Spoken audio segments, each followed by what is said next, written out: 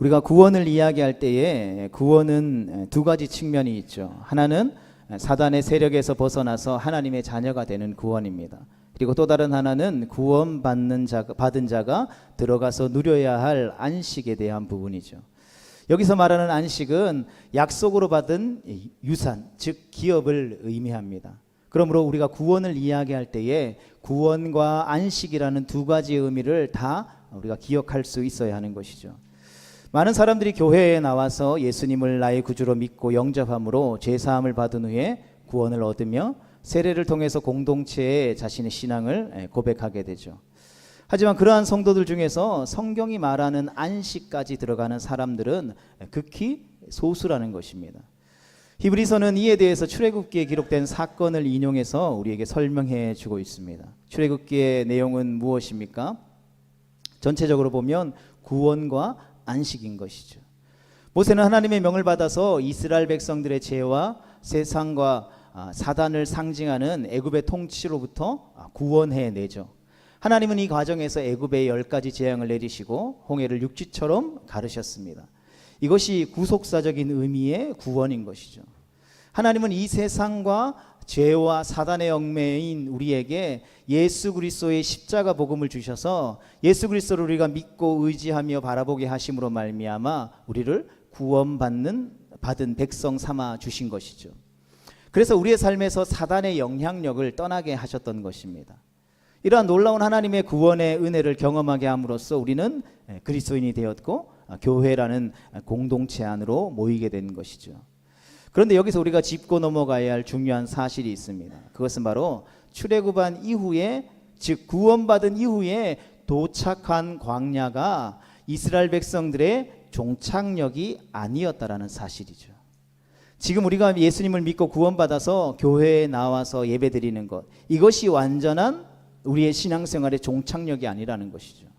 때로는 우리가 이 부분을 놓치기 쉽다라는 것입니다. 이스라엘 백성들은 구원의 과정인 광야에서 40년이라는 시간을 보냈습니다. 그러나 우리가 잘 알고 있는 것처럼 하나님께서 이스라엘 백성들을 원래 인도하시고자 하셨던 곳은 광야가 아니라 하나님이 약속하신 기업, 즉 젖과 꿀이 흐르는 가나안 땅을 밟고 거기에서 살아가는 것이었죠. 그것이 하나님이 원하셨던 구원의 완성이었다라는 것입니다. 그것이 바로 구원의 두 번째 측면인 안식인 것이죠. 그러니까 모세를 따라 애굽에서 탈출해서 광야에 이른 이스라엘 백성들은 200만 명이 넘었잖아요. 그러나 가나안 땅에 들어간 사람은 누구였습니까? 여호수아와 갈렙 두 사람뿐이었다라는 것이죠. 이는 마치 오늘날의 교회의 현실과도 비슷하다 할 수 있을 것입니다. 예수님을 믿고 구원받은 성도들은 많지만 진정한 안식일에 들어가서 쉼을 얻고 약속의 기업을 소유하고 진정한 하나님이 허락하시는 그 자유를 누리는 참된 그리스도인은 많지 않다라는 것이죠. 그저 몸만 교회에 왔다 갔다 하는 썬데이 크리스찬도 많습니다. 하나님과 세상 가운데 양다리를 걸치고 교회와 세상에서의 삶이 분리된 채 왔다 갔다 하면서 불안한 신앙생활을 하는 사람들이 많다라는 것이죠. 그래서 다양한 인생의 어떤 굴곡들이 주어질 때에 사회 가운데 문제가 생겨날 때마다 그들은 교회를 떠나게 되죠. 그래서 그들은 교회에 나올 때 그저 힘든 세상살이의 위로를 받기 원합니다. 하나님의 뜻대로 살지 못하는 것을 그저 위로받기를 원하는 것에 그쳐버리는 것이죠. 그래서 죄에 대하여, 의에 대하여서, 하나님의 나라에 대해서 강단에서 하나님의 말씀을 선포하면 그것이 듣기 싫은 것이죠. 그냥 내 마음을 위로해 줬으면 좋겠고 내 마음에 힘을 줬으면 좋겠고 용기를 줬으면 좋겠다라는 생각들로 오늘날 강단이 가득 차죠. 그래서 많은 목회자들이 하나님의 말씀을 연구하고 배우는 것보다 그들의 마음을 어떻게 위로할 수 있을까, 그들의 마음에 어떻게 용기를 줄 수 있을까, 인문학 세상적인 것들로 강단을 채우는 경우들도 많다라는 것이죠. 그러나 안식에 들어간 진정한 그리스도인들은 십자가와 부활에까지 참여함으로 고난을 통해 영광의 면류관을 받은 자리라는 것을 우리는 기억해야 하는 것입니다. 그렇다면 우리가 안식에 들어가지 못하는 이유는 무엇이겠습니까? 구원과 안식의 문제에 있어서 이 홍해가 갈라지는 구원을 우리가 직접 목격하고 체험했던 그 많은 사람들이 바로 눈앞에 있는 약속의 땅에 왜 들어가지 못했는지 우리는 다시 한번 생각해 볼 필요가 있다는 것이죠. 이는 히브리서에서 말하고 있는 중요한 메시지 중에 하나라는 것이죠. 이는 앞으로 우리에게 남아있는 삶의 여정을 살아감에 있어서 매우 중요한 문제이기 때문인 것입니다. 첫 번째 같이 읽어보겠습니다. 시작. 분노와 강팍한 마음 때문입니다. 이스라엘 백성들이 하나님이 주신 축복의 땅에 들어가지 못하고 광야에서 40년 동안 살게 된 이유는 무엇입니까? 이 질문에 대해서 2장의 본문 말씀은 한마디로 우리에게 이렇게 이야기합니다. 같이 읽어보겠습니다. 시작. 구원은 받았지만 고집과 교만과 불순종 때문에 안식에 들어가지 못했다. 그 마음이 강팍했기 때문에 안식을 앞에 두고도 들어가지 못했다라는 것입니다. 이는 단순히 몰랐기 때문에 강팍해진 것이 아니라 하나님의 놀라운 기적과 이적과 표적들을 보면서도 그 마음이 딱딱하게 굳어져서 강팍해진 것을 의미하는 것이죠. 여러분, 이스라엘 백성들은 가데스 바네아에서 가나안 땅을 눈앞에 두고 12명의 정탐꾼을 보냈습니다. 그리고 그 땅을 정탐하고 돌아온 정탐꾼 중에 10명은 부정적인 보고를 했고 나머지 2명인 여호수아와 갈렙은 긍정적인 보고를 하게 되죠.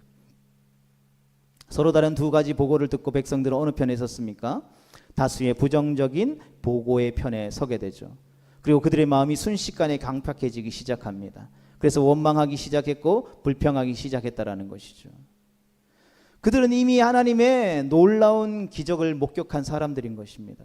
애굽 땅 가운데 내렸던 10가지의 재앙, 눈앞에서 홍해가 갈라지는 기적을 경험하고 그 홍해 바다를 육지처럼 걸어서 건너오기까지 한 기적의 체험자들이라는 것이죠.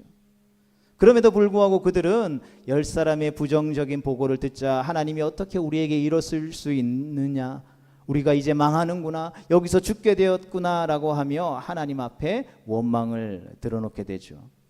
하나님은 그런 이스라엘 백성들의 믿음 없는 모습을 보시고 그들로 하여금 광야에서 40년 동안 헤매게 하셨다라는 것입니다.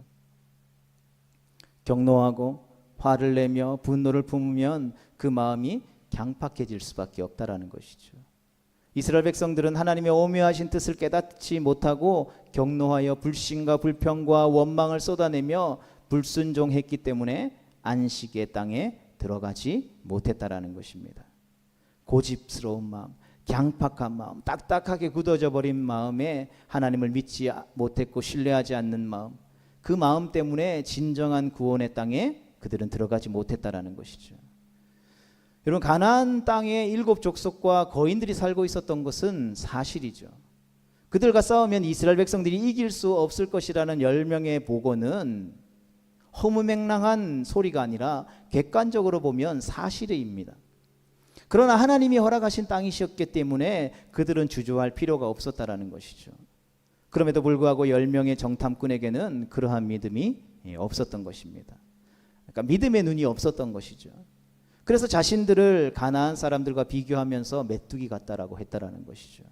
이것이 그들의 시야의 한계였다라는 것이죠. 오늘날 많은 교회들이 그 교회가 있는 지역 사회 가운데에 선한 하나님의 영향력들을 나타내지 못하는 이유도 어쩌면 여기에 있는 것 같습니다. 하나님께서 오늘도 살아 역사하시고 우리 가운데에 능히 하지 못할 일이 없으신 하나님이시다라는 것을 우리가 머리로는 알고 있지만 그 하나님을 향한 믿음은 사라져 버린 것이죠. 그 하나님이 오늘도 살아 역사하셔서 우리를 위해 일하시고 앞장서시며 싸우신다라는 믿음의 눈이 없었던 것입니다. 자기가 경험하고 자기가 지식적으로 알고 있는 그 시야의 한계에 머물러 있었던 것이죠. 그런데 더 큰 문제는 그들의 보고를 들은 이스라엘 백성들이 똑같이 경노하며 마음이 강팍해지고 하나님을 원망하기 시작했다라는 것이죠. 여러분, 이것이 오늘날 교회가 하나님의 놀라운 그 기적 앞에 초자연적인 역사 앞에서 취하고 있는 불신앙적인 태도와 별반 다를 것이 없다라는 것이죠. 우리는 하나님의 하실 일들에 대해서 경험과 사고와 생각으로 제한하려고 하는 것이죠. 지금은 시대가 어려우니까, 지금 상황이 이러니까 우리가 해야 할 일을 조금만 미룹시다. 이건 나중에 해도 되겠습니다 라고 자신의 경험과 사고와 생각을 가지고 의견들을 이야기하죠.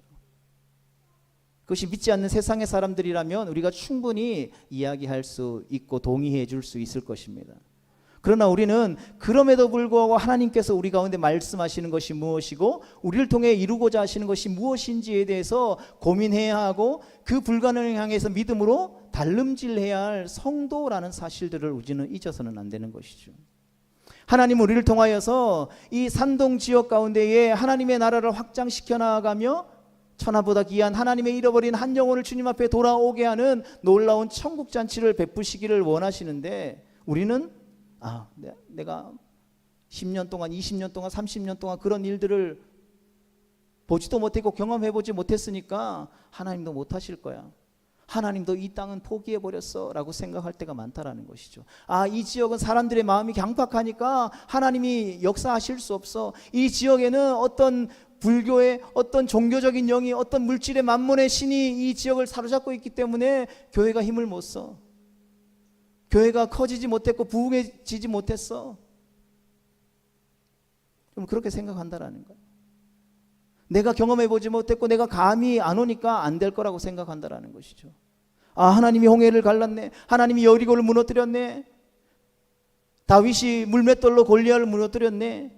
그 하나님의 일하심과 초자연적인 역사들을 바라보면서도 그것은 그냥 성경에 있는 일이고 오늘날 나에게는 일어날 수 없는 일이라고 생각한다라는 것이죠. 경험과 지식으로 계산기 쫙 두드려보고 판단하고 안 되는 건 되고 이건 할 수 있을 것 같으면 도전하는, 이러한 태도가 이스라엘 백성들을 40년 동안 광야에 머물게 했다라는 것이죠. 우리의 인생도 이전에도 지금도 그리고 앞으로도 이런 문제들을 우리가 날마다 직면하게 될 것입니다. 내 삶에 경험하고 축적된 지식과 생각대로 내가 삶을 살아갈 것인가, 아니면 하나님께서 이끄시는 계획대로 순종하며 살 것인가. 내가 60평생 50평생 하나님 모르고 살다가 지금 세상 가운데 다양한 경험들을 하다가 지금 내가 이 나이, 늦은 나이에 예수님을 믿었는데, 믿는 순간 바로 이 질문 앞에, 이 도전 앞에 우리는 서게 되는 것이죠. 내가 그동안 이렇게 살아왔는데 교회 갔더니 이렇게 사는 게 아니고 저렇게 사는 것이라고 이야기하네. 중간에서 여기도 다리 하나 걸치고 여기도 하나 걸치고 하는 것이 아니라 성경은 좌우로 머뭇머뭇하지 말고 선택하라고 우리에게 종용하는 것이죠. 주님의 몸된 교회가 하나님의 뜻대로 움직일 것인가, 아니면 사람들의 생각과 가치와 욕망을 따라서 움직일 것인가. 우리는 날마다 이 두 가지의 갈림길에 서 있는 것이나 다름없다라는 것입니다. 이때 우리가 우리의 인생을 우리 스스로가 결정하면 우리는 우리가 생각하는, 우리가 그동안 살아왔던 수준의 인생밖에 살지 못하는 것이죠. 매사 그런 범위 안에서만 결정할 뿐이라는 것이죠. 그러나 우리가 우리의 생각을 포기하고 하나님의 놀라운 경륜과 계획을 의지하고 그분께 모든 것을 맡기면 하나님 우리의 삶을 통해서 놀라운 일들을 이루실 것을 확신합니다. 그리고 우리나라가 태동되어지고 이 대한민국이 태동되어지는 하나님의 놀라운 역사들을 공부하고 배워보면 이 부분에 대해서 알잖아요.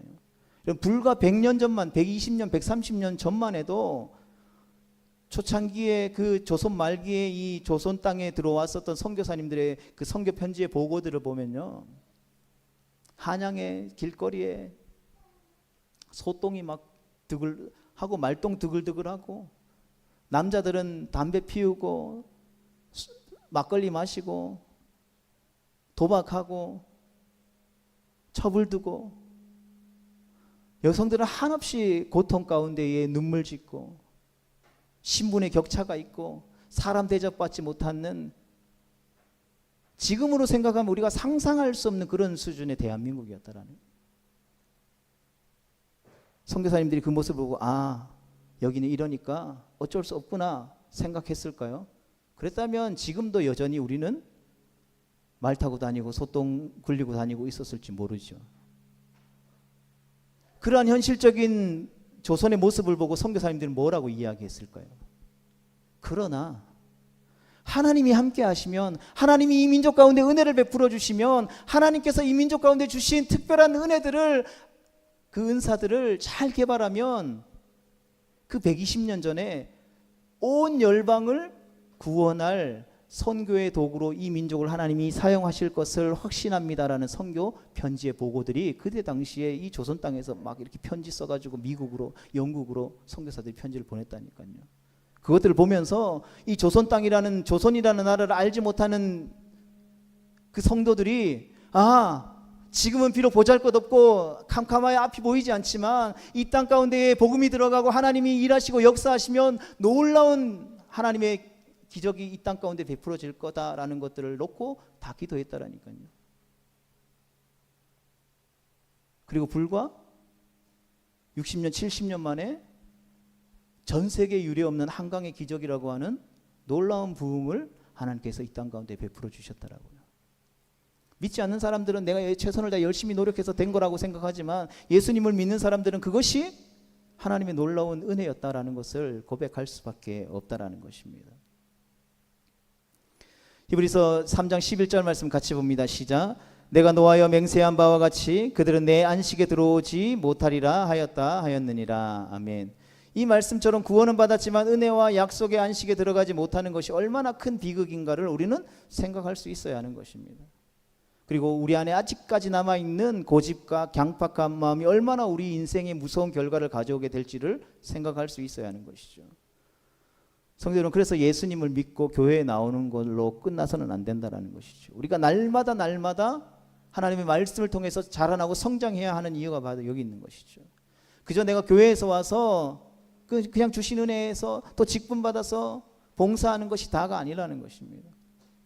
하나님 앞에서 정말 우리가 관심을 가져야 할 부분들, 우리가 정말 마음을 모아야 할 부분들을 우리의 강팍한 마음과 교만한 마음, 그리고 인간적인 생각과 가치를 우리가 깨트릴 수 있느냐 깨트리지 못하느냐의 문제라는 것이죠. 하나님의 말씀 우리 가운데 이렇게 말하고 있음에도 불구하고 그 말씀을 듣고 돌아가서 삶에서 그 말씀이 역사하지 못하도록 우리 스스로 우리의 마음의 문을 닫아버리는 경우가 얼마나 많은지 모른다는 것이죠. 성도들, 이것이 성도의 가장 기본적인 초점이라는 것이죠. 우리는 날마다 예수 그리스도의 성품을 닮아가기를 원하는 노력이 필요하다라는 것입니다. 우리 안에 아름다운 성령의 열매들을 계속해서 끊임없이 맺어가려고 하는 노력이 필요하다라는 것이죠. 이스라엘 백성들처럼 불평과 의심과 성품을 버리고 여호수아와 갈렙의 성품을 가질 수 있어야 한다라는 것입니다.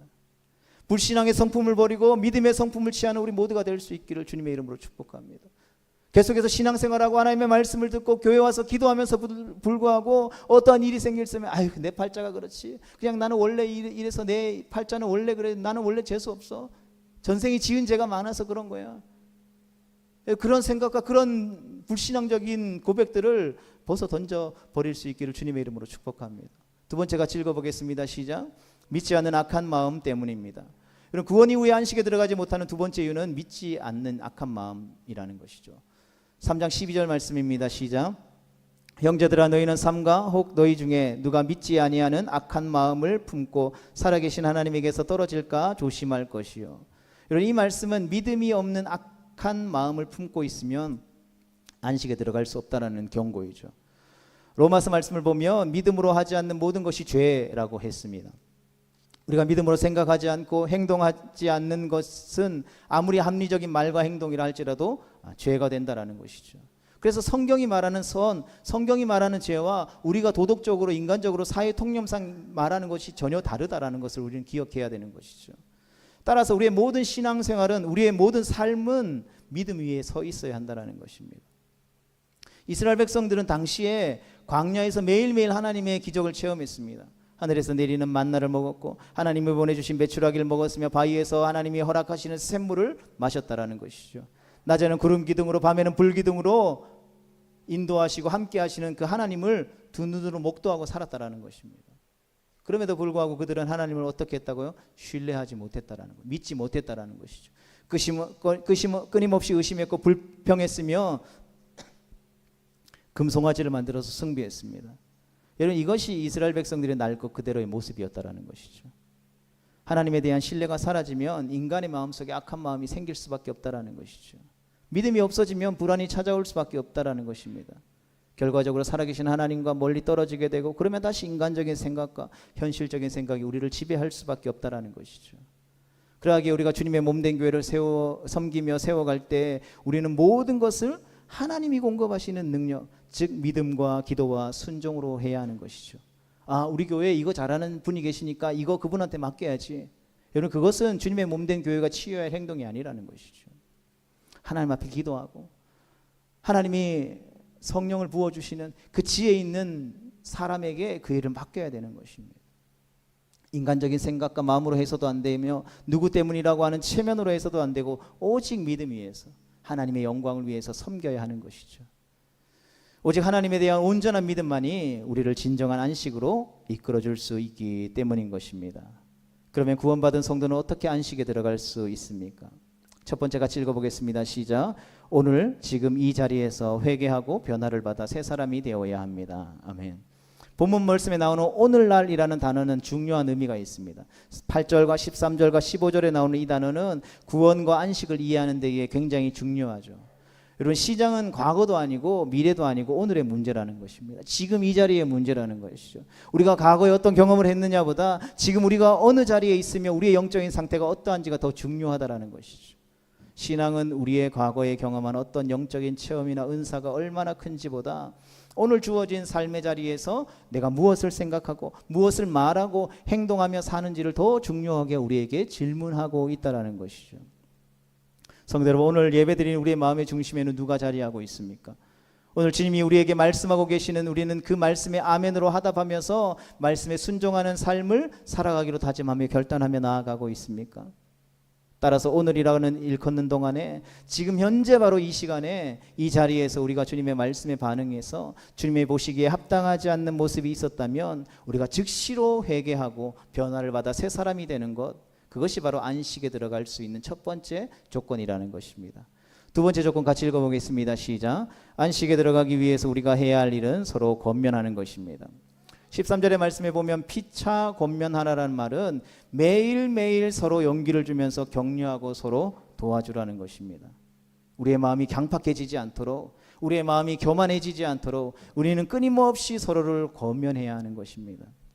이것이 우리를 교회라고 불리어지는 이 공동체로 부르신 것이며 우리가 모이기에 힘써야 하는 이유라는 것이죠. 나는 오늘 예배 드렸고 하나님 앞에 기도했고 하나님의 말씀으로 충만했으니까 나는 승리했어. 그것은 하나님이 기뻐하시는 것이 아니라는 것이죠. 내가 그렇게 섰다면 그렇게 서지 못하고 있는 성도들을 기억할 수 있어야 한다는 것입니다. 여러분, 이게 없었다면요, 굳이 왜 이 문제투성이 교회라는 공동체를 우리에게 계속해서 허락했을까요? 그냥 한 사람 한 사람 그냥 각자 집에서 자기 신앙 잘 지키고 잘 살아갈 수 있도록 내버려 뒀겠죠. 믿음 없는 마음을 품지 않도록 믿음이 약한 자들을 일으켜 세워주고 시리에 빠진 사람들에게 다시 한 번 더 용기를 주어서 안식에 함께 들어가도록 도와주어야 한다는 것입니다. 겸손과 온유의 성품, 그 예수님의 성품으로 피차 끊임없이 끝까지 그들을 사랑하며 권면해야 한다는 것이죠. 이렇게 할 때 죄의 유혹으로부터 주어지는 우리의 강팍한 마음을 이겨낼 수 있다는 것입니다. 그리고 그럴 때 우리는 생명의 강, 영적 적과 꿀이 흐르는 진정한 안식에 들어갈 수 있게 되어지는 것이죠. 소극적으로는 광야에서 실패했던 이스라엘 백성들의 고집이나 악한 마음을 품지 않도록 노력하고 적극적으로는 회개할 기회가 있는 동안에 피차 권면함으로 안식에 들어가도록 해야 한다는 것입니다. 마지막 세 번째 같이 읽어보겠습니다. 시작. 안식에 들어가려면 우리가 시작할 때에 확실한 것을 끝까지 견고히 잡아야 합니다. 본문 14절의 말씀을 같이 봅니다. 시작. 우리가 시작할 때에 확신한 것을 끝까지 견고히 잡고 있으며 그리스도와 함께 참여한 자가 되리라. 아멘. 우리가 시작할 때에 확신한 것을 끝까지 견고히 잡을 때 우리는 안식에 들어간다라고 말씀하고 있는 것입니다. 여러분, 우리에게 주어진 구원은 확실한 것입니다. 애매모호한 것이 아닌 것이죠.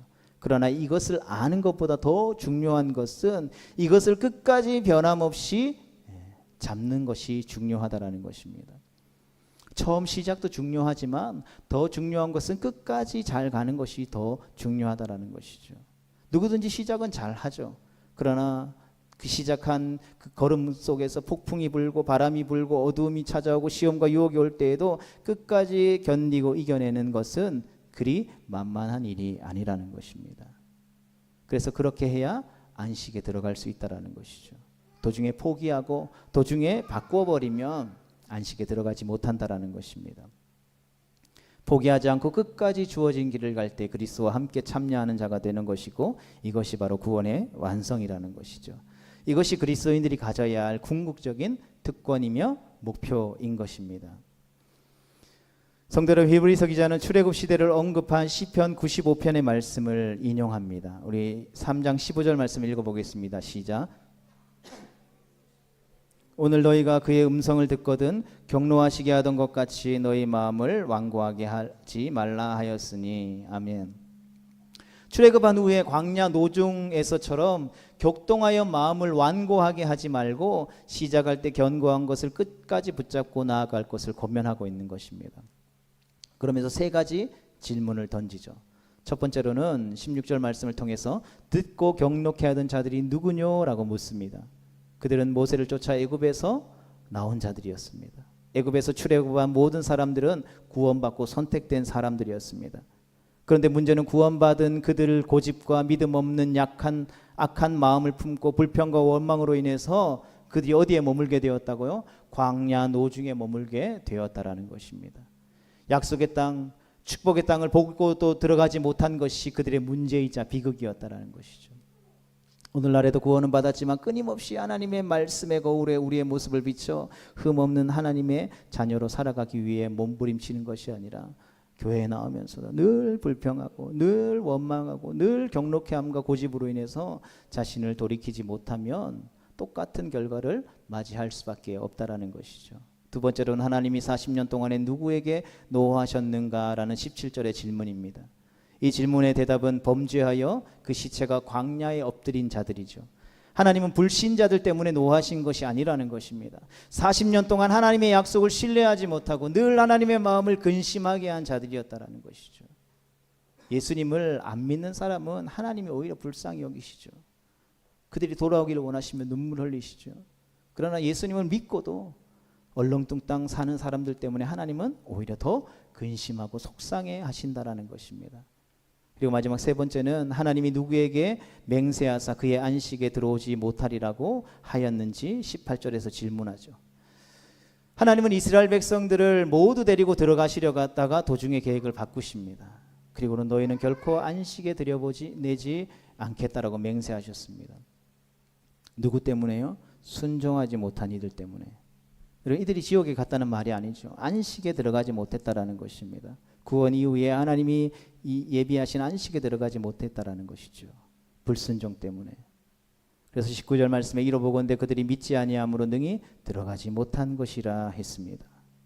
오늘 본문 마지막 말씀에서 하나님을 믿지 않으면 안식에 들어갈 수 없다라고 우리에게 분명히 말씀하고 있는 것이죠.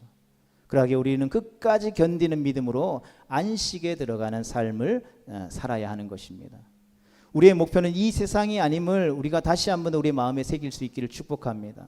우리의 삶이 이 땅에서 시작했지만 우리를 영원한 하나님의 나라에 이르시게 하는 것이 하나님의 최종 목적인 것이죠. 우리는 나그네의 삶을 살아가는 것이고 우리의 아버지 집이 예비되어 있다는 것입니다. 그것을 향해 나아가는 것이 우리의 최종 목적인 것이죠. 우리가 구원받고 광야 이 노중에서 죽게 하는 것이 하나님의 목표가 아니라는 것입니다. 약속의 땅에 들어가서 하나님이 예비하신 아버지께서 가장 좋은 곳으로 예비하신 참된 안식을 누리게 하시는 것인 것이죠. 그러나 이스라엘 백성들은 그 마음이 강팍해지고 하나님을 신뢰하지 못하고 인간적인 생각으로 세상을 살았기 때문에 결국 가나안 땅에 들어가지 못했다라는 것입니다. 마찬가지로 구원받은 하나님의 백성으로 하늘의 시민권을 가지고 이 땅에서 우리가 살아갈 때에 우리의 마음 또한 이스라엘 백성들처럼 강팍해지지 않도록 주의해야 하는 것이죠. 하나님을 신뢰하지 못하는 일이 없도록 날마다 우리의 삶 가운데에 파수꾼을 세워야 하는 것입니다. 하나님께 불순종하거나 죄를 범하지 않도록 늘 깨어 기도해야 하는 것이죠. 여러분, 교회 안에서 우리가 예수님 믿고 신앙생활하는 것 누구나 잘할 수 있죠. 중요한 것은 교회 안에서 통하는 논리가 세상에서도 동일하게 적용될 수 있어야 하는 것이죠. 교회 나오면 마음이 너무 편해요. 근데 집에 가면 늘 불안하고 늘 불평과 불만을 입에 달고 산다는 것은 진정한 안식에 들어가지 못했다라는 확실한 증거일 것입니다.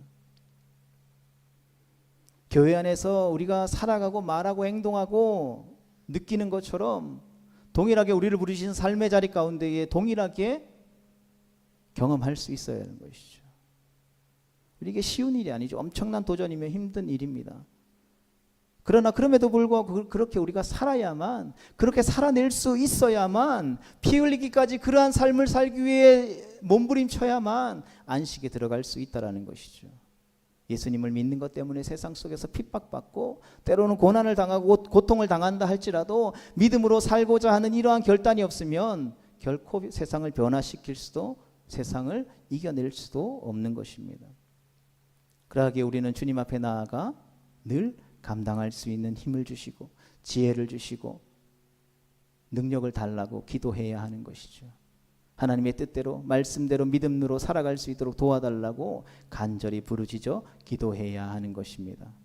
우리가 주님을 신뢰함으로 주님의 은혜를 구할 때에 주님께서 감당할 수 있는 힘과 지혜와 능력을 우리에게 부어주실 줄 확신합니다.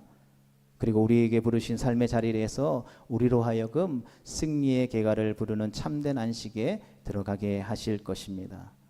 사랑하는 성도 여러분, 우리의 인생의 광야길에서 우리가 멈춰져 있지 않기를 주님의 이름으로 축복합니다. 우리 모두가 우리와 함께 하시는 주님, 우리를 도와주시는 보혜사 성령 하나님의 인도하심을 따라 승리의 계가를 부르며 주님이 이끄시는 안식을 향해 날마다 주님과 동행하며 밤낮 기뻐할 수 있는 거룩하고 복된 성도 되어질 수 있기를 주님의 이름으로 축원합니다.